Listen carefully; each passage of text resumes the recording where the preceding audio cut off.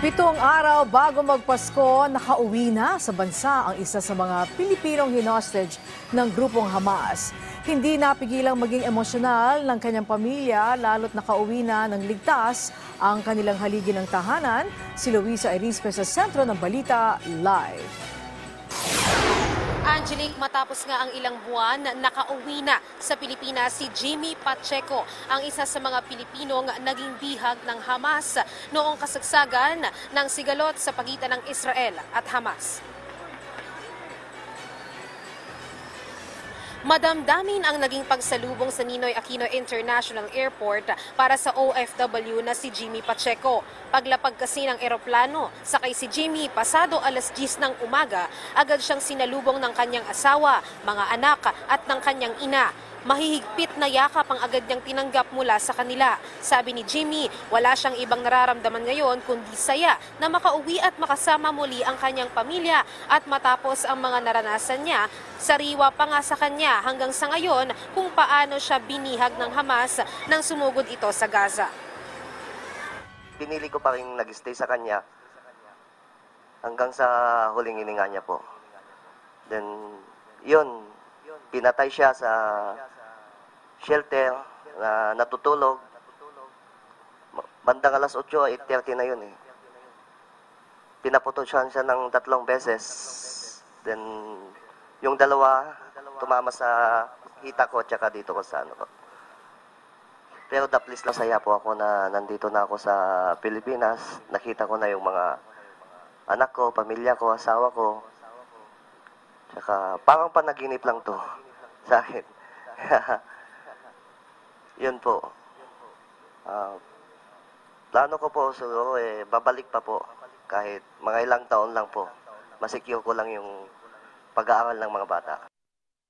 Hindi ang naranasan ni Jimmy. Nagbitaw siya ng salita na gusto pa rin niyang bumalik sa Israel para doon ulit magtrabaho bilang caregiver. Sabi niya ito ay para hindi lang umasa sa tulong na ibibigay sa kanya ng gobyerno. Pinangako naman ng DMW na tutulong sila sa gusto ni Jimmy at kahit sa iba pang mga suporta tulad ng pangkabuhayan dahil humihingi ng maliit na tindahan ng kanyang asawa ay tutulong din ang OWA sa kanila. Ang embahada rin ng Israel nangakong may matatanggap na tulong kada buwan si Jimmy at ang kanyang pamilya. Meron ng paunang assistance na nabigay, but of course, upon his return, we will mobilize further our resources in terms of pangkabuhayan. Ito ang isang pinoint out ni Pangulo nung nagpulong kami. Yung pangmatagalang tulong, pangkabuhayan at empleyo para sa pamilya ni Jimmy. Psychological support and assistance in Israel. And the Israeli government has been with him since the moment he was out of Gaza in the hospital and then follow up until arriving here. But joining the family of the victims of terror, he is now, him, Clarice and the children are joining this big Israeli family of victims of terror, and as such, they are entitled of getting assistance, of, I would say, support of the Israeli government, both on a monthly basis. Asawa naman ni Jimmy na si Clarice, sa ngayon anya nakahinga na ng maluwag dahil matapos ang 49 na araw na hindi nila nakausap si Jimmy, ngayon ay nasa piling na nila. Matulong panahon na nawalan ako ng pag-asa kasi akala ko wala na. Kasi for 49 days, hindi ko po talaga nakausap or wala po kami Manila. So napakalungkot po. Kaya mabuti na lang po. Kailangan po kasi nilip ako ng mga anak namin. So kailangan po secure na daw po yung pinapasan. Samantala, kasabay naman ang pagsalubong kay Pacheco, sinalubong din ng DMW at OWA ang 50 Pilipinong napauwi ng gobyerno mula naman sa bansang Saudi. Ilan sa kanila ay mga nagkaroon ng problema sa kanilang mga employer kaya napauwi na sa Pilipinas mula sa shelter sa Saudi. Si Jacqueline, nasariwa pa ang mapait na naranasan na hindi mapasahod ng maayos ng kanyang amo. Malaki ang pasasalamat na nakauwi na sa bansa. Almost 4 months ako sa accommodation ko, pero pinipilit ko pa rin magpadala ng pera sa mga anak ko. So kahit paano nagpa-part-time ako, pero hindi maaraw-araw yun. So kung magkano lang ibigay ko, Tapos, hindi ko sinasabi sa mga anak ko na gano'n yung sistema ko, no? Kasi ayoko din sila mag-alala. Marami nang tumatakas sa company ko eh. So, sinabayan ko na rin kasi walang mangyayari. Saka, yun ang health ko din, naapektuhan na. Yung government natin, so Sir Angel, thank you po sa pag-welcome nyo ngayong araw. So, lalo ko talaga namin sa Pilipinas, totoo lang.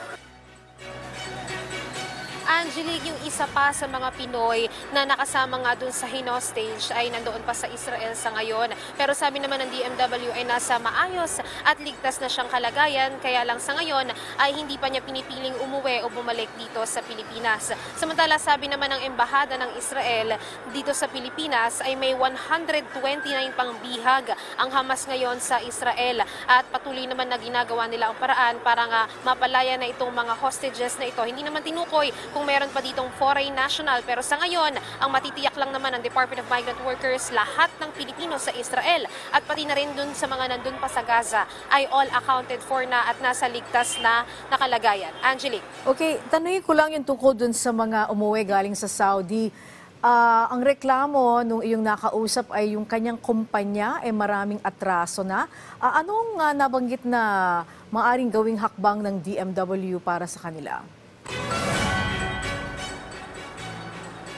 Angelique, yung mga umuwi galing doon nga sa Saudi na sinalubong ng DMW at ng OWA, sila ay nabigyan ng financial assistance na 50,000 pesos plus 5,000 mula sa DMW at mula nga yan sa Action Fund. Doon naman sa problema, nung isa nga nating nakausap na hindi siya binayaran, delayed yung sahod ng kanyang employer sa kanya, ay na-actionan na yan sa ngayon. Sabi nga niya sa atin, ay naibigay na sa kanya kahit papano yung kanyang hinihingi na sahod dahil na rin sa legal assistance ng Department of Migrant Workers na mula din yan sa Action Fund. Itong Action Fund na to ay ginagamit para tulungan yung ating mga OFWs kung meron silang kailangan na legal assistance o kung ano pang mga assistance sa kanilang pag-uwi at repatriation dito nga sa Pilipinas. Angelique. Okay, maraming salamat sa iyo, Luisa Erispe.